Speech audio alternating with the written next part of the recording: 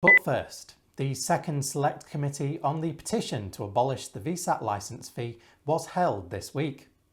The agenda for the committee, which had been published earlier this week, highlighted that 32 submissions from members of the community, the Chamber of Commerce, Shaw Limited and Starlink had been submitted. During the session, MLAs heard an oral submission from a representative of the petition and CEO of Shaw Falkland Islands, Roma Stewart. Thank you very much, everybody, for coming along this morning. The first session of an hour will be an hour of asking questions on the written submissions other than the Shaw submission, which is in the afternoon meeting. We'll open up, we'll go round, each member of the Select Committee will ask one question in turn, and we'll go round until we round up the hour, and then there'll be a period at the end to ask anyone present that has made a submission if we have some questions specifically for them to come and answer them if our advisors are unable to answer those questions in that hour's session. So again, given that I have an awful lot of questions, but mainly coming out of the submissions, but for particularly for the Attorney General / regulator and for Shaw themselves. But I wanted to ask David in particular what apologies, turn pages. So could you offer any clarity on how the regulator currently monitors the performance of Shaw's internet service in terms of speed, reliability and customer satisfaction? Are there established benchmarks or standards that Shaw is required to meet, and do you feel these are adequate? Yeah, I can provide some information on that at least. Shaw is required to provide quarterly reports on the performance of its network in various aspects, whether it's in faults, availability, and includes measurements of line speed.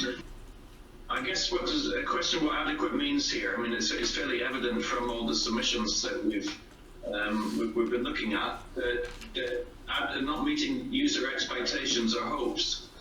But there's a question also about what's technically possible with the infrastructure and the backhaul arrangements that Shaw has in place. So I think on the first one, the user expectations probably not adequate. But in terms of what can be delivered with the infrastructure of today in use, I think they are adequate. They're probably no more than adequate, and then we would hope over time to improve them. So, good afternoon. Thank you for the invitation and the opportunity for Shaw to speak directly to you, the committee, and members of the public who are listening in or here by whatever means to enable us to provide our views on the recent petition.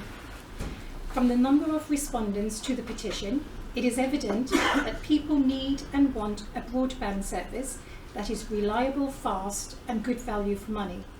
Shaw recognises this and is aware of the strength of feeling within the community of the Falklands regarding internet provision. Every aspect of our lives is touched by digital services, and the petition confirms how important connectivity is, especially to a small island like the Falklands. Through various meetings and correspondence, we have listened to how we can improve the service we provide. Where possible, and on several occasions, we have increased capacity and improved the type of service connectivity at no extra charge, ensuring businesses can enjoy faster download and upload speeds on an improved business connection. It is our ultimate aim to ensure we provide a service to the islands which is both resilient and reliable. Has there been a discernible impact on Shaw's broadband revenues since VSAT licences have been granted? If so, please specify and quantify what the impact is. What impact would Shaw expect if petitioners' requests were upheld? Now, we don't know exactly how many VSAT licenses have been issued by FIG. My understanding, the actual licenses that have been issued probably is within the region of 10 to 15.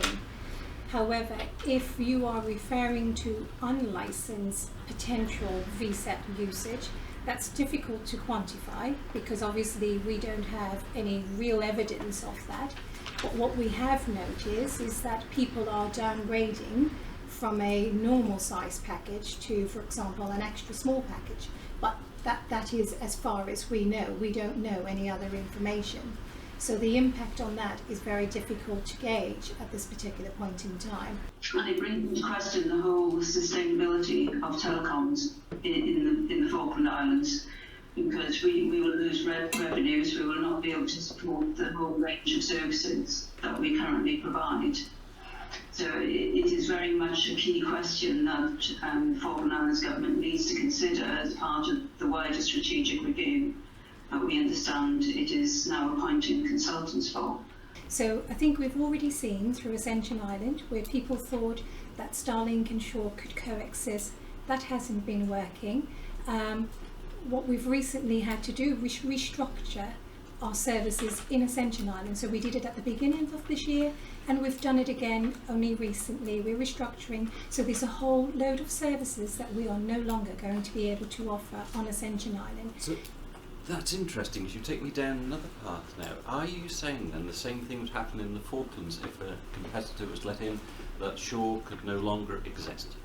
It depends. So if we're talking with the new license negotiations, that is up for the FIG review to be able to decide what options will be available for the community as a whole.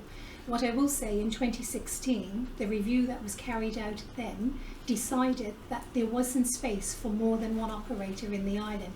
And I think when I refer to Leona with how the demographics and economy hasn't changed that much, that was why that decision is made. But we will leave it. There was no subsidy at that time, remember? No, it wasn't any subsidy at that time. So things have changed. Not in the respect of the license. There is still an exclusive license in place, and that VSAT policy still exists.